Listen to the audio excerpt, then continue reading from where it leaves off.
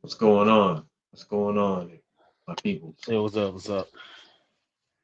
We have another week of the Winter Wars podcast, episode 2. Um, thank you guys for one playing in the league, attending the league, and being competitive general managers, keeping this league very exciting. I got my man VSU on deck, co-commish, um, co-partner of this coalition. This week I kind of want to talk That's about a me. few That's things. me. What's up? Yeah, let's talk. Let's talk. What you got?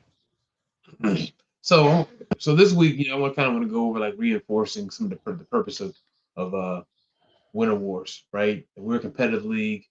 We're big on how we play. There's no cheating. We're strategic when we play our opponents, and if we make mistakes, we just hold ourselves accountable for those mistakes, and we try to keep it going. I know there's a few games this week. A lot of like fair sims because there's no communication in the channel. So if we do not see a forced win submitted in the channel, we're not able to help you guys. So I'm gonna need you guys at the very least to go in the channel and submit your forced win, because if not, it's gonna be a fair sim, and that's the way we want to keep that going. So one of the things I want to talk about too in this episode, outside of our standings, league standings, and playoff projections, we're also going to talk about like clarity in some of the rules and why we have this to make this like a competitive balance. So as we move forward into to this segment, about why rules matter, right? And why do we as commissioners, why are we strict when it comes to the rules? And a lot of this is because we want to keep the competition fair, right? There should be an expectation as a general manager when you're playing an opponent, he's going to follow the rules, right? It's not worse to lose a game because someone broke the rules, and you're the commissioner on top of that. So it's like Hmm. another level of like disrespect. When it comes down to the league play. Um, and I know you've had a few incidents like that. Am I correct? Yeah. Yep. I had a couple of them. Kind Actually, of heated. recent. Yeah, a couple of games ago.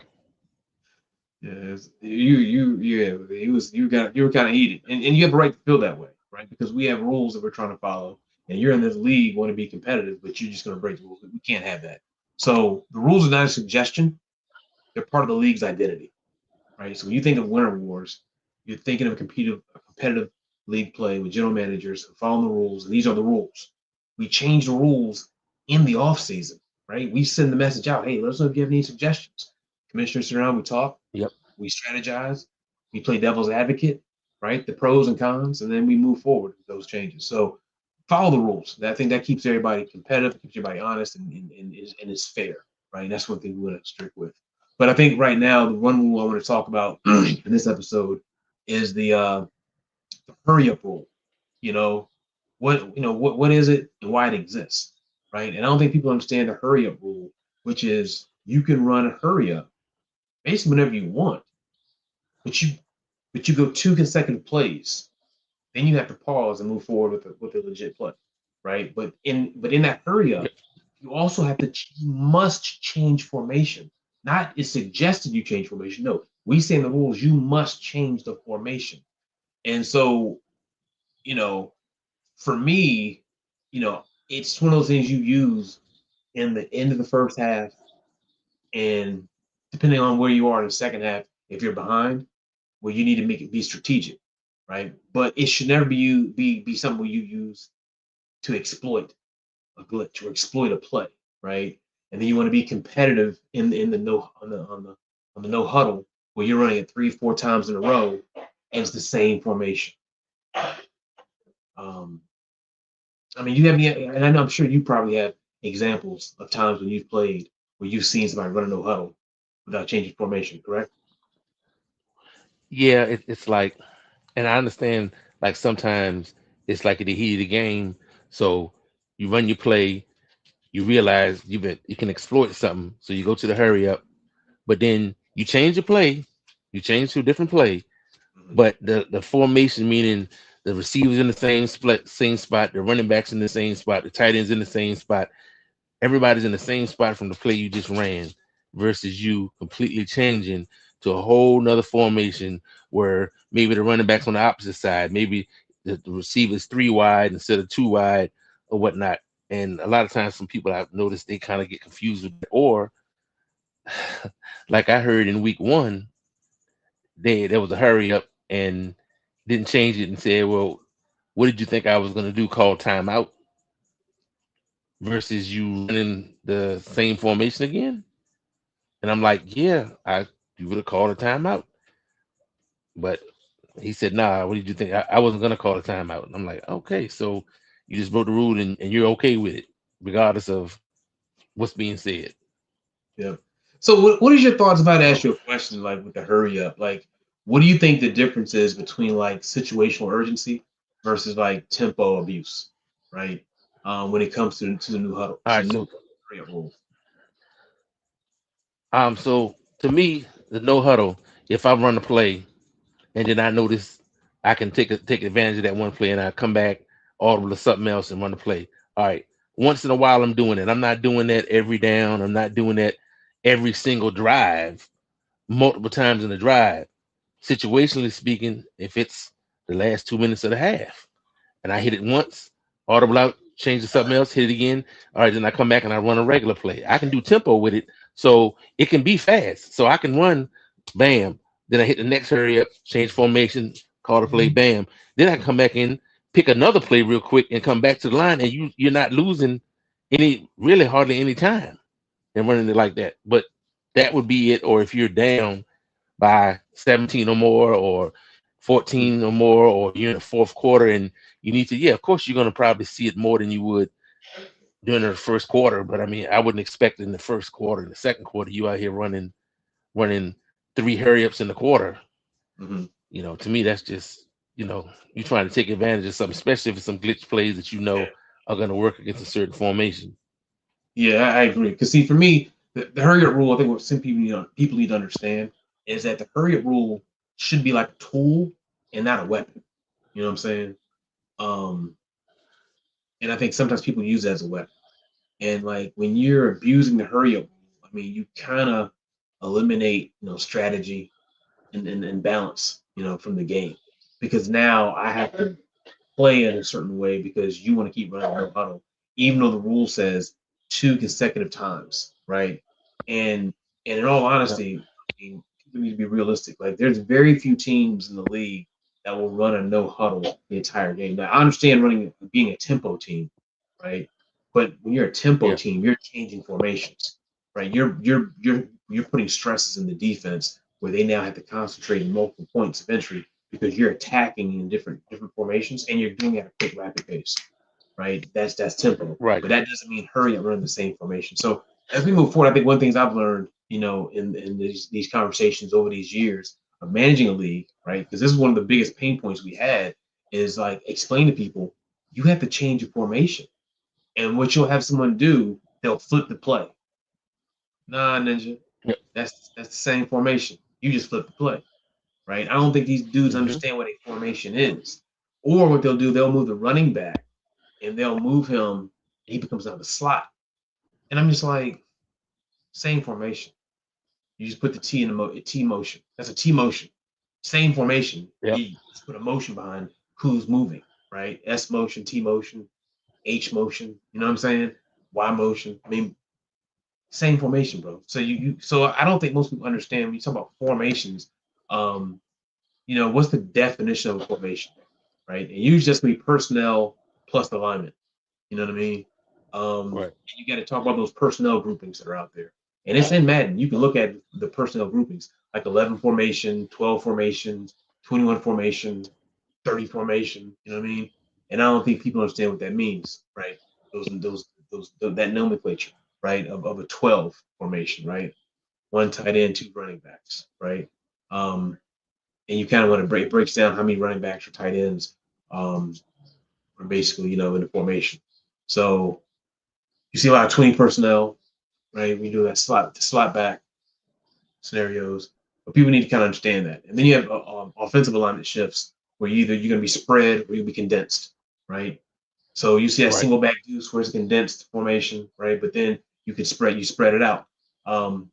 Same formation technically, but it's just either you're spreading or you're condensing. I think we give the ability to that too, if you think about it, but change the formation, right? Um, and I think what people understand what it means by when you're supposed to change formation, what does not count is when you're gonna like audible speed. You know what I mean? Like, okay, yeah, Right. you come back to the line, now you hit another audible, you're running a different play. So I'm going from dive, counter, stretch, right? Or one of our favorite friends, the little lookie. You know what I'm saying? That quick Yep. H back, lookie. You know what I'm saying? So you know what I'm talking about. And they'll flip it and be like, "Oh no, I Yep. changed formation." No, you didn't, ninja. Same formation. No, you just flip the sides. You're running a different play. The rule does not say play; it says formation. Um, and I think what people understand about why this matters is because it prevents the exploitation of the defensive AI in the game. Um, and it forces like real football decision making skills rather than just coming to the line and just trying to run a glitch. I want you to think like a coach, Yep. right? And that means you've got to be patient. What you're going to call next. I mean, because tempo plays, I'm sorry, it does have a counter effect to the offense if you keep running plays too much. But Yep. also, I want to reward preparation and play calling discipline. For those who have skills, we have guys in this league who run great plays, right? And they have a great consistency of plays and like a 1-2 punch where it's like, damn, he set me up. And there's very few people in the league who are like that, by the way. But we'll talk about that later because I think there's some gurus to this game, and I think there's some romper room participants in this game where it's like Hmm. these people are funny. Like, like, I don't want to. I don't want to come on being disrespectful, but some people in this league are kind of funny. But there's some people that I'm just like, man, somebody need to butter their bread before we play. Because I need this person really nice when we play because he can run the scoreboard. But anywho, back to our league. Falling, man. Right now, so some of the common violations and misunderstandings I think with the hurry up is just people just stay in the same formation repeatedly, and they don't Yep. stick to two consistent plays, then call a play, then call another play, and then to run no huddle again. It doesn't mean okay, I'm gonna pick a play, run no huddle twice, pick another play, hurry up twice, right? That's not the rule. Right. Rule is I'm gonna call a play, run hurry up, boom boom. Then I'm gonna call another play. Then I'm gonna come back to the line, call another play. I'm on my third play now, That's right. and I can run a hurry up twice. But you cannot do it consecutively, right? If you follow the rules. So I think that's some of the common violations. So I think a lot of it's going to be, I'd rather be direct, but constructive because I want to. Right. I'd rather educate the general managers than embarrass them. And I think that's where I think makes us a different league than others because some people just don't take 30 seconds just to reach out to someone and say, hey, look, bro, you broke the rule. Let me explain to you what you're doing. And I understand why you're doing it, but that's just not how we play in this league. And so I think you have those conversations, it changes everything. I think that's what saved a lot of people in the league because our professionalism is just that's the way we approach this when we speak out to people. And I think it only becomes a violation when you get booted, when you start being disrespectful and calling folks out the name. Look, I'm pulling you aside, Yeah. having a side DM with you. Stop with the little, thuggery, the keyboard thuggery antics. You know what I'm saying? Like I don't got time for that. You know what I'm saying? Because I could anyway, I ain't gonna go there. But anyway, so expectations going forward with this rule. Understand this, general managers. The commissioners will be watching these rules. Um, I encourage all of you to ask questions before the game, just to make sure you have a clear understanding of the hurry up rule. We will be enforcing abusers, and I would hate to see what that's going to be and who that's going to be. But we're about to go into the playoffs. You do not want to deal with any type of like, nonsense going to the playoffs. A lot of teams earn their right to get here, and they deserve the right to be able to play by the rules, and that has to violate the rules. That's just bottom line is, competitively, let's be respectful. And remember, that's what makes Winter Wars an elite league. So, any fair thoughts on before we conclude this rule segment? I think you covered everything with the formations, and we have some people who are still not recording the games, and I've told some folks like, if you don't want to stream, record it and then upload it so it'll be there. Because if you're talking about something that happened and you didn't record it, then it's like it never happened. Other than the fact that we know a few people and we kind of know who they are and what rules they tend to offend. So you kind of know when somebody says, "Hey, I played such and such," and you already know, okay, it might be the hurry up, or it's going forward on fourth and such from a certain place or whatever. So, it's just better if the guys just try. And I guess also when you have guys that playing in 3, 4, 5, 6 man leagues, and you got 4 leagues, 5 leagues where there are no rules, and then you come back to play in Winter Wars, for instance, and then you're like, oh man, I wasn't supposed to do this. Like, yeah, And we'll because talk you're about that in playing our in too many next. leagues. We'll talk about those in our Yeah. next segment. I want to break that down because that's the deep conversation to have. But yeah, I'll get our next episode. We'll go over that piece because being in multiple leagues, how do you manage being competitive in those leagues? So anyway, as we move on, man, I know we was looking at some the AFC in this playoff run, man. We're week 15. What you got? All right, so right now in the AFC, let's go to AFC. Well, I'm gonna start with the AFC West because that's the uh the guy right there, the Chiefs, the kid. He's 12-1. I think his only loss was to the Cowboys, I think, but like he consistently steamrolls everybody in regular season. So it's like it's nothing to know that he gonna be the number 1 seed, and he got all the speed over them with them fast wide receivers, and it's like, God, do they ever get tired of this guy acquiring players, acquiring talent? I don't know, but yeah, he's the man. The Chargers are 10-4. They're right behind him. They have a solid foundation. In the AFC East, the Dolphins and the Jets are both tied at 8-6. And if my memory serves me correct, I think the Dolphins just beat the Jets in a very competitive game. Let me see, Jets. All right, so the Jets. Wow. Yes, the Jets and the Dolphins. In fact, they played back-to-back weeks, which is crazy.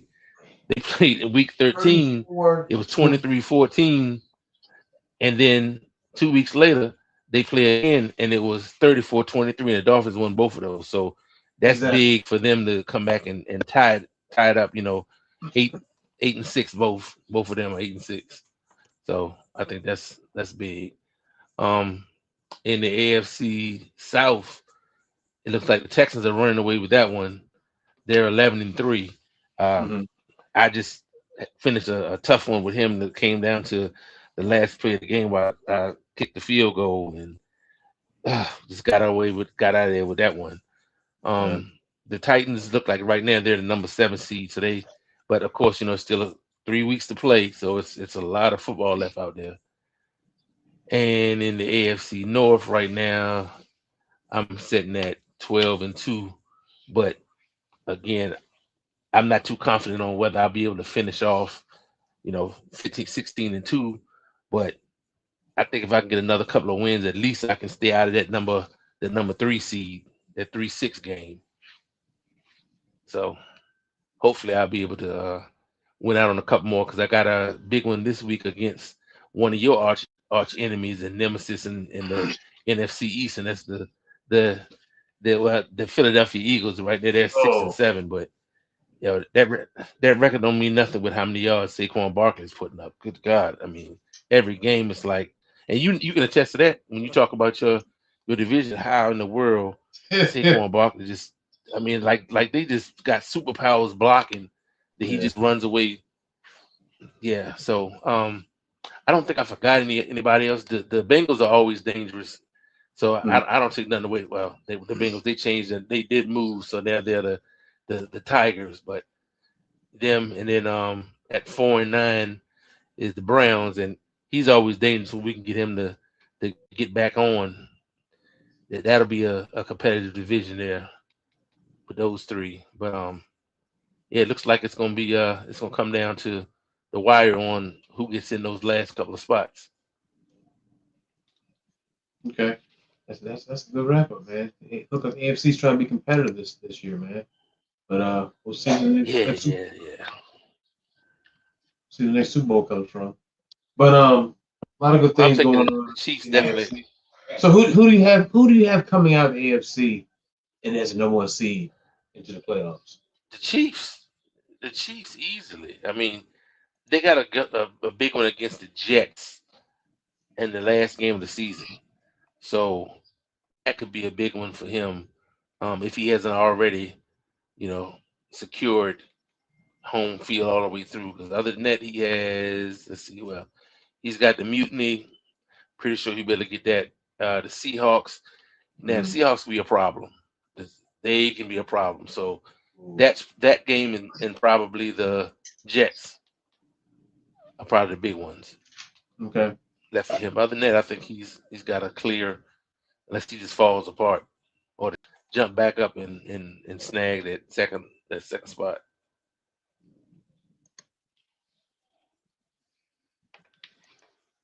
That's nice to hear this. So as we move on, good conclusion. Good good insight, man. I appreciate that. So for me, I'm looking at the NFC. Um, NFC North. I mean, top two teams: Lions 9-4, Packers 8-5. I told you can't sleep on Dorsey. He's always there. NFC Always South. there, man. Got the Falcons at 10-3. They've locked their division. They're the conference champ. They're division champs. So they're definitely gonna get that second, third, or fourth seed. Um, NFC West. Seahawks got it by himself, 10-3. Um, Same person, somebody hard to beat, whether you're at home or on the road. He's gonna get you. NFC East, Cowboys at 13-1, and Pharaohs at Whew. 9 Mm, 10-4. God damn. Pharaohs at 10-4. I'm already getting Nine. the I already got the fourth win. The Bengals are Okay. somewhere shivering in their boots. You know, no response. Couldn't even get a response. Not even I'm sorry, I'm busy. Just nothing. You know what I mean? Like, man. Anywho, the Giants and the Cardinals are in a position where these next few weeks are crucial for them to make the playoffs. Um, if they want to get there. But when I look at the playoff picture though, as of right now, if we had to play the playoffs right now, the Giants are playing the Falcons. And the Giants, I mean, I'm Whew, looking right now, Falcons are tough. let his record fool you. Okay. Hmm. That's what happens when you got this dude. He just he's just how do I explain it, man?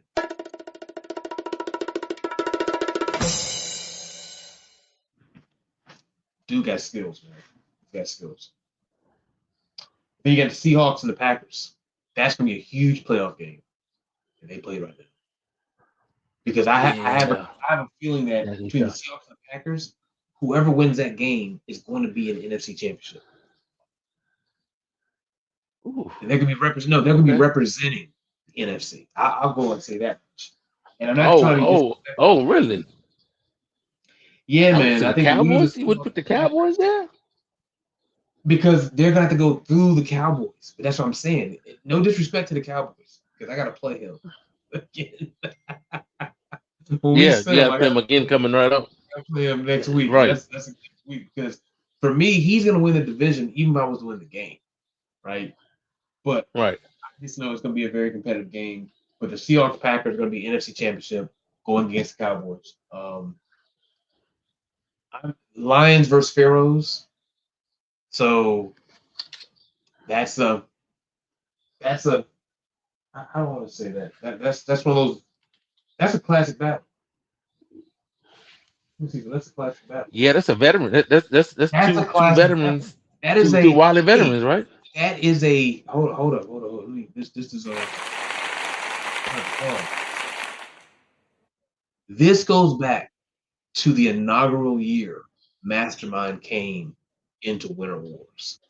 He was the Lions, right? And I was the Oh, so he Commanders, started off as the Lions. Okay. the Lions. And he used to be at a point where he would have me beat by like 14, 17 points, 21 points, and I'd come behind him. Right? I'd come behind him, tie the game, get to overtime, and win the game. And he'd be like, I'm gonna get you, VA. I'm gonna get you. And all those years sliding the win in the game, like, whew, it was a close one. It just pissed him off. So now when he plays me, he's really trying to put 60 points on me. He trying to drop a 50 burger every game on me. He trying to drop a burger every game. Hmm. He's going back to those games where I did it to him. But I got a clip I'm gonna share, man. I had a game against an opponent, and I felt like, wow,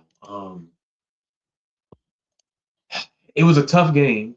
I had to play the Texans, and let's just say that not all games are guaranteed. Sometimes you can lose some games. Hmm. Can you see the screen, the share screen? Yeah, What do I can see it. you see us? You see the screen. I can see the screen. Okay. So here's the play that happened, right? I thought that was an interception playing the Texans. I'm in Texas, right? So I'm like, okay, I got to think of a play, and I got to try to just, make something happen because dude's been pressing me on the line. He's got a bunch line. I'm noticing, okay, he's got all these guys in the box. I said, let me see something. So I'm looking, that corner falls asleep, back corner. You see how he turned around 360? Got cooked. Right.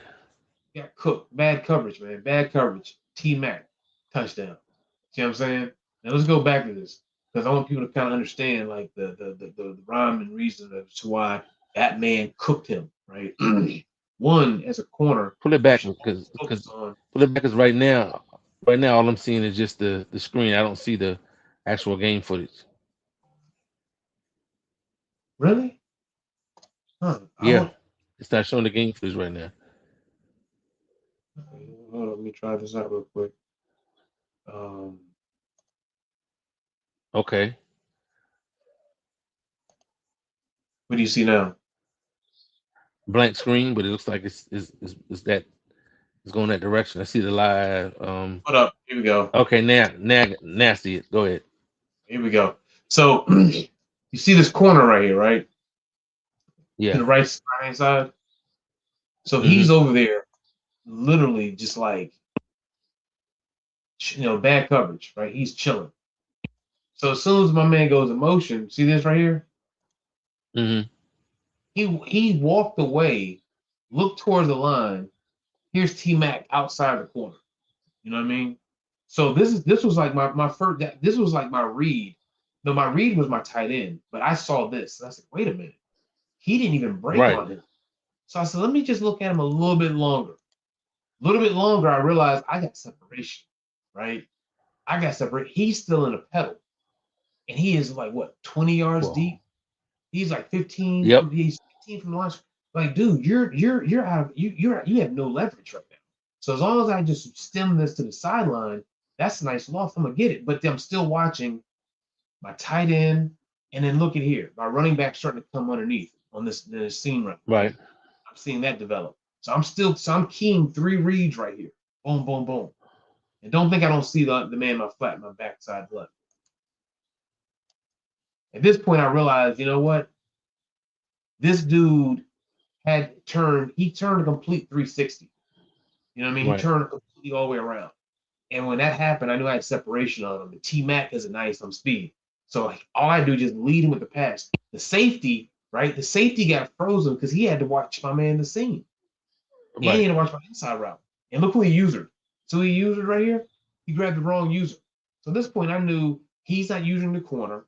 I'm not gonna get that little lucky interception animation. And what I get, Right. wide open, wide open. Look at here. My man's trailing the backside. He took control at the last second, and that caused a pause where my man was able to get a free and clear catch. And then boom, he's already 2 yards going to 3 yards in front of him. And that's T Mac. Takes off and goes. Touchdown. That tied up the game. Okay, McLaurin. Okay, McLaurin. That was a nice little game that I had going on with our guy, Elegant. It was a competitive game. It was one of the things that you had to think about. But I ended up losing. Dude, if I show the last few games, what he did to me, dude, I was so upset. I was so upset, bro. Do I have it here? Let's see if I have it. But I think this is what I was trying to.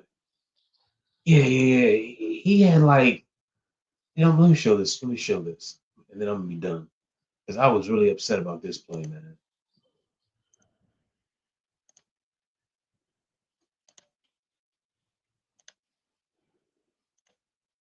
All right, so check this play out. See, he's on the 46, right? And it's 4 seconds to go. Watch this and tell me what. Right, 4 seconds to go. 3, 2, Right. 1, and it still stayed. Look, he got the timeout. He got the timeout, dude. Look how many yards How did he that got. happen? Look how he in 3 seconds. How did he get that many yards in 3 seconds? Look at this. 1 Mississippi, 2 Mississippi, 3 Mississippi. Look at that. 3 Mississippi. And it's still in 3 seconds. Still on 3 seconds. What happened to the clock moving? Look at that. He's about to die. It's still 3 seconds. He hits the ground at 1 second. He hits the ground at 1 second. Nobody really touched him, right? But yet he rolled, and it still stayed at 1 second. He kept timeout. I'm like, hold up. Are you serious? What kind of clock was? What kind of clock? And was that a home game for you or a road game? It was a road game. Oh wow! He had enough time to get hit, get to the ground, roll over, get a timeout call, and all in 3 seconds. Yeah, and then kick the field goal. 3 seconds. 3 seconds. 1001, 1002, 1003. And you mean to tell me I was able to make several moves, get hit, fall, roll over, and get a timeout? He was on That's the 46 crazy. yard line, man. He went 13 yards. He was on 46 yard line, man. He kicked field goal, made it, won the game. Wow. I know you was hot. Man, my feelings was hurt, man, but it was a good game, right? The point is, I lost the game. It was a good game. I lost because he made a good play, not because he ran a hurry Right. up, broke the rules. Big difference losing games like this. So, anywho, I appreciate your time. This is another segment of the Winter Wars Empire. See y'all in our next episode. Keep it fair, keep it friendly. Yo, peace.